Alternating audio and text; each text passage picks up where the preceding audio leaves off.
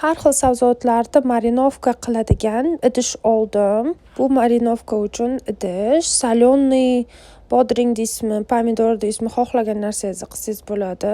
Men bugun karam qilyapman. Karamlarni kesib qo'ydim. Keyin o'lchadim, chunki juda ko'p qo'yib yubormaslik uchun ichiga tuz bilan perits soldimda yaxshilab shunaqa qilib ezish kerak ekan. Rosa qiyin ekan to'g'risini aytsam. Ayniqsa karam juda qattiq bo'lganligi uchun. Men judayam marinovniy salatlar yaxshi ko'raman. Ayniqsa karam. O'zbekistonda karamlari rosa sog'inaman to'g'risini aytsam. Keyin shu idishga solamiz. Yaxshilab presslab solish kerak ekan. Press qilib. Agar karamda o'zidan yetarlicha suvi bo'lmasa, qo'shimcha suv qilsangiz bo'ladi. Bitta idishga tuzli suv qilasizda.